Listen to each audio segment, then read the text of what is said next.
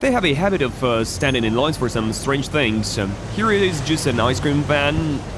It's just an ice cream in a cone, and there are probably about 100 people in this line. Firstly, they have toilets at the metro stations. You get the idea, this is the Avenue of Stars. Here they have hand imprints on the railing.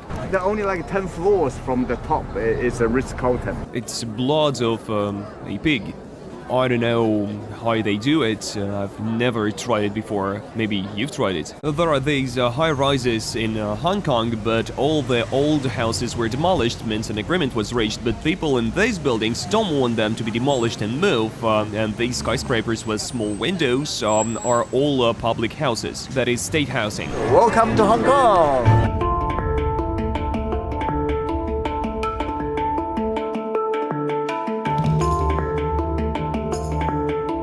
One could say that skyscrapers are one of the Hong Kong's trademarks. There are over 9,000 high-rise buildings here, about 4,000 buildings are taller than 100 meters, and more than 500 buildings exceed the 150-meter mark, and the tallest building in Hong Kong reaches 484 meters in height. It's hard to imagine that just 200 years ago, the territory of modern Hong Kong had a population of only 6,000 people, when now high-rises are throughout almost the entire area, and Hong Kong itself ranks #1 among cities of the world with the tallest buildings. It is ahead of New York, Singapore, Chicago and Dubai. Friends, my name is Yoremev, you're on Snaps TV, and this is the second episode of my Hong Kong trip. In the last video, we got to know the area's sights and history a little bit. In this one, we will get to know Hong Kong's characteristic buildings, its most recognizable skyscrapers, and the problems which still exist in the city despite its rapid development.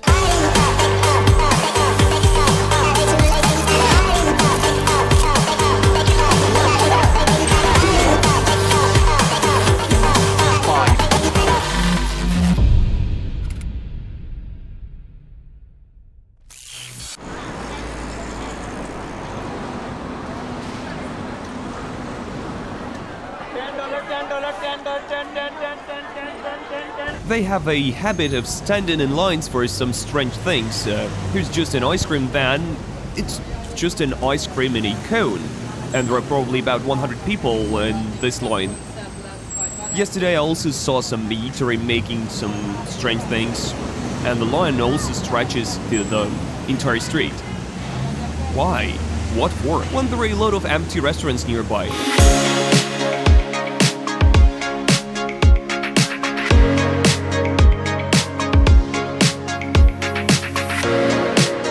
Hong Kong has made it into the Guinness Book of Records for its Symphony of Lights show, which occurs in the evening on facades and roofs. Among other records, 10 years ago, Hong Kong's skyscrapers were recognized as the most expensive commercial real estate in the world.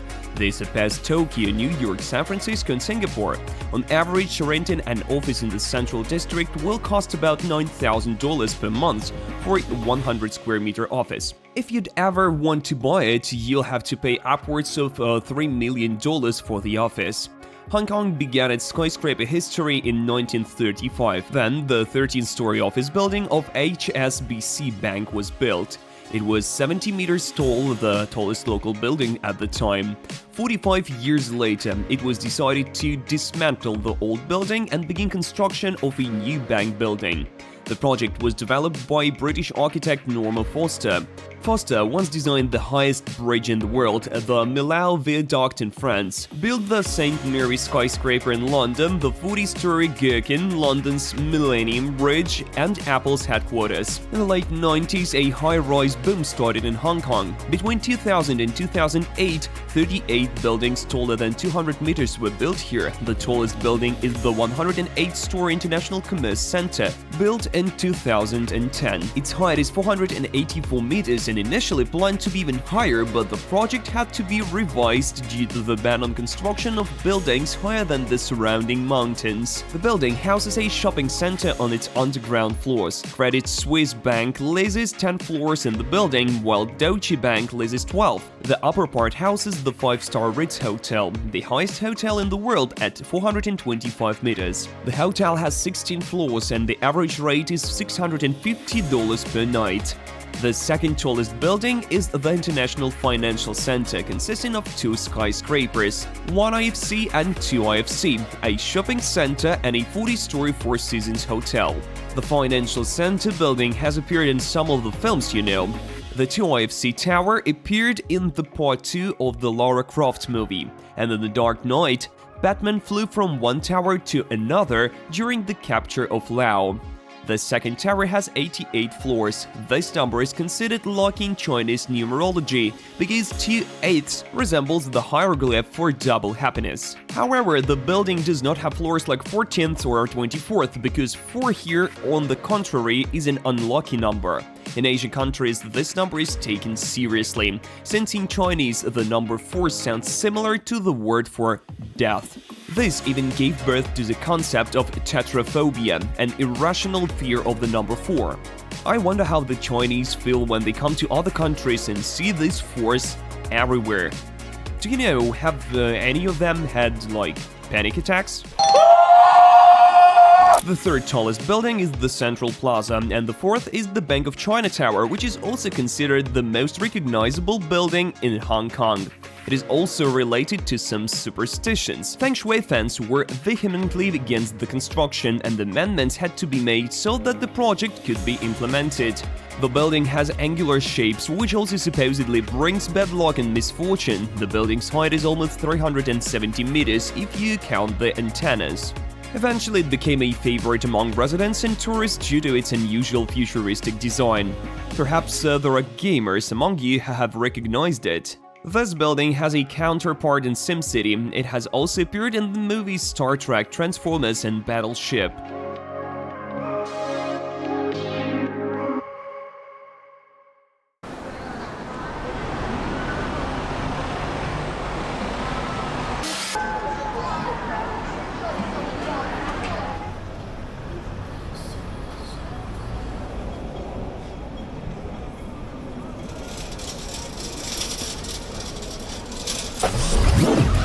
I'm going into the metro, same Shui. It took me like 5 to 7 minutes from the hotel.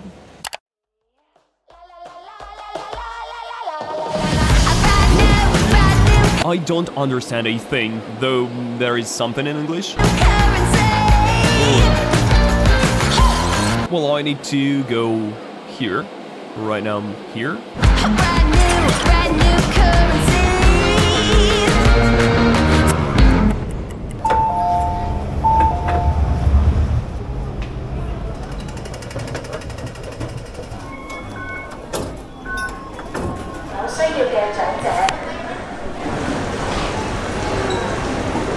Here's what's cool about the toilets here. Firstly, there are toilets at the metro stations, which is convenient. Secondly, the toilets have these small, screens, like TVs, which show the number of available seats, show the weather, shows air purity.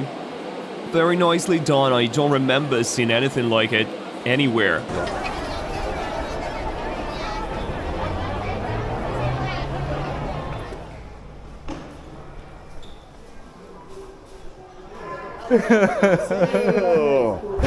Oh, welcome. This welcome. I went. Yes, sorry, Jason is on the way, almost here. And look at this, it's called Greenwald City. People bring here things for recycling. They have different recycling boxes, and people come to this special department and hand in all of their junk here. So, like as you can see, they have special places to bring waste for recycling. Look, this sign points to the Lion Rock Road, and over there you can see the Lion Rock itself. That is, it's the road leading to the Lion Rock, that is. And right now we're in a relatively old area. A lot of houses here have been here since the 70s. It's called like Kowloon Walled City. It's an old town, as you can see here, the buildings that were built back then. You can see many of these old houses standing among high-rises in Hong Kong, and how come? Like, these houses were demolished means they made a deal, and these people in those buildings don't want to move and their houses to be demolished, so they stand. 1, 2, 3, 7 like floors. Such an old building still stands with the skyscrapers behind.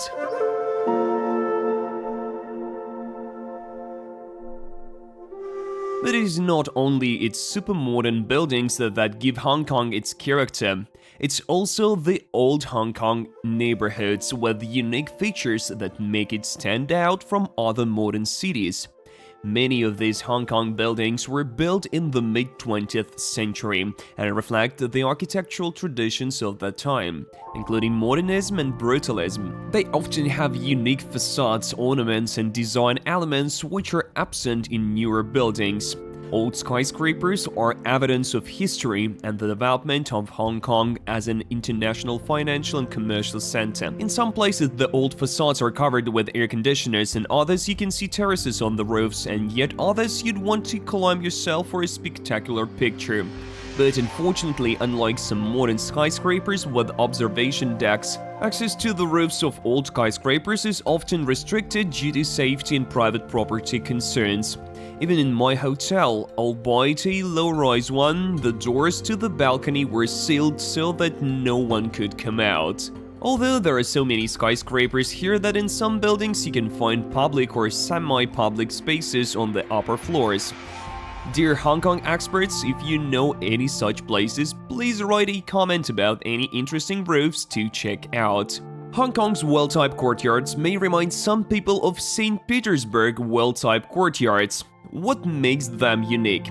There are old residential buildings with narrow vertical spaces between them. This allows light and air into densely packed spaces, improving ventilation and natural lighting. Well yards also help create a sense of community among the residents of buildings. However, with the development of urban infrastructure and new requirements, such courtyards become an increasingly rare phenomenon. But despite the frantic pace of development and construction, in a city with one of the world's highest numbers of billionaires, Hong Kong of course also has a poor population too. They live in areas with lower standards of life, including in public housing or in conditions that may be far from ideal. Even in the city center, you can see people in tents. Labor immigrants from Indonesia and the Philippines can also live here.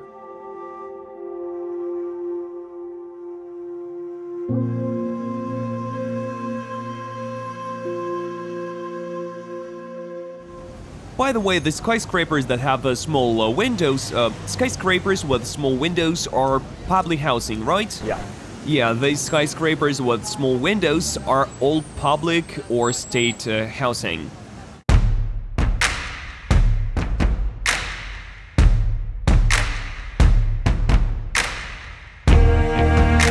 What is public housing? It is a program providing affordable housing for those who cannot afford to rent or buy a home on the open market due to high prices. It's an important part of Hong Kong government policy. Public housing is provided in the form of apartments in multi-story residential complexes managed by the Hong Kong Housing Authority. Hong Kong's poor can live in various areas, including some parts of Kowloon and new territories where housing is relatively more affordable than in central areas of Hong Kong Island. The districts of Sham Shui Po, Mong Kok, and Tsuen Wan are better known for low housing prices compared to more prestigious ones. The cheapest areas to live in Hong Kong are usually located further away from the city center and key areas' business districts. However, inexpensive by Hong Kong measure may still be expensive by global standards due to the overall high cost of housing in the city. But despite public housing programs, many Hong Kong residents are facing problems regarding the availability of even the most seemingly accessible housing. Some people like Little John are forced to live in so-called cage homes or coffin homes, that is essentially cubicles unsuitable for living that cannot really be called homes. Cage homes in Hong Kong are a form of extremely compact housing, an edge case example of city housing conditions. The fact that people have to live in such conditions speaks to the acute problem of affordable housing in Hong Kong. Cage homes are small spaces divided into cells or cages with mesh or metal partitions, basically like in the prison. Each cell is usually the size just large enough to accommodate one person lying on a bunk.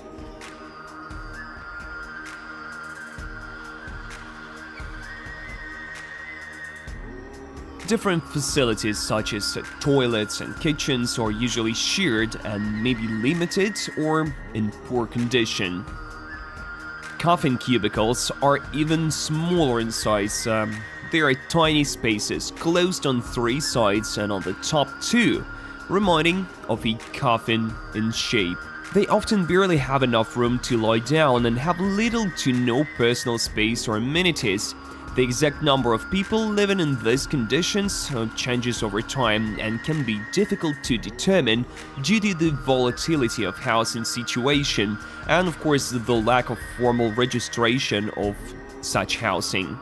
However, according to various estimates, several tens of thousands of people in Hong Kong live in this type of housing with limited space and, of course, limited convenience. These people are often migrants, elderly people, or unemployed who have low income.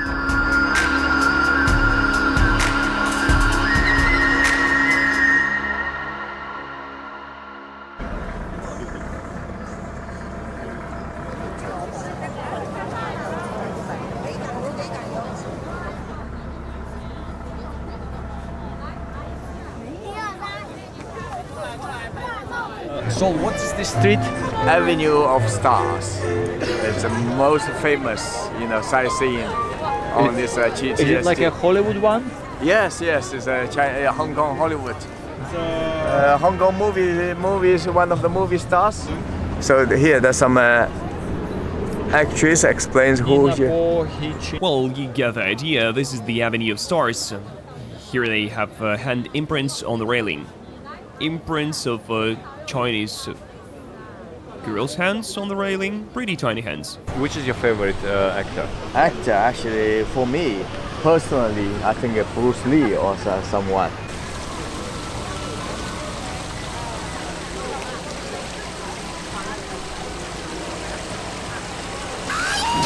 Do you have your hands here? Thank you. I would love to.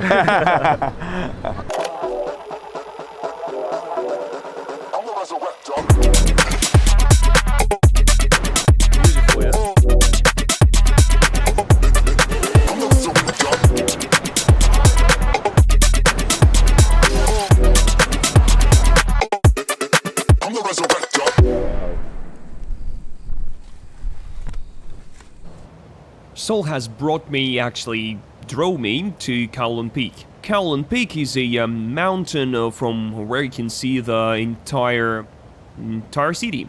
As you can see, the beauty is simply unreal, and it's probably like 10 degrees colder here, and when we were driving, there were houses of celebrities among the roads. Very expensive ones, so real estate is very expensive. I mean, actual private houses, not apartments like the name of the Kowloon Peak mountain means flying goose. It's supposedly 600 meters tall. Well, I don't know about that, it seems much higher to me and it's very cold. A lot of movies were shot here, don't know which ones, but that's what I was told. So while we were driving, me and Seoul were discussing each other's birth dates. He asked mine, I told him, and then he said his is written down as the 1st of January, but he actually doesn't know, because the time when he was born in China, the country was poor and a lot of people's birth dates weren't even written down. So they simply wrote the January 1st in his passport and that's it. Like, literally, he said, I don't even know the exact day I was born.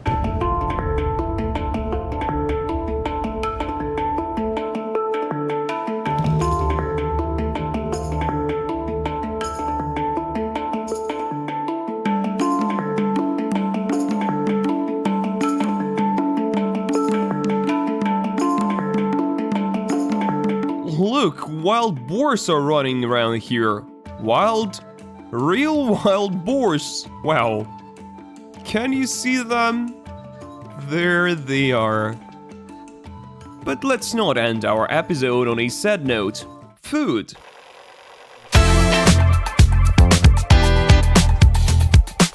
You can find anything you could want in Hong Kong, including the cheapest Michelin restaurant in the world, Tim Ho Wan. The price here starts at $5 for a dish. Another advantage of this restaurant, like in other Michelin ones, you don't need to book in advance. You come, stand in a line for an hour, and eat the most delicious dim sum in the world. Hong Kong is also home to some of the best tea ceremonies. The Peninsula Hong Kong Hotel serves traditional 5 o'clock tea. In addition to English tea, they serve baked goods based on colonial recipes. It is not cheap though, almost $50 per person. And since we're in the city of skyscrapers, it makes sense to visit one of the Sky Bars. Ozone is a good option, the highest bar in the world in the Ritz Hotel, the tallest building in Hong Kong. Already sounds special, you must admit. To get there, you'll have to go up to the 118th floor and take at least $200 with you. Albeit Hong Kong dollars, because that's how much one cocktail costs here. This thing is very interesting. It's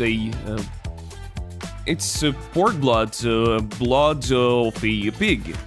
I don't know how they do it. I've never tried it before. Maybe you've tried it. It's like tofu or something in texture.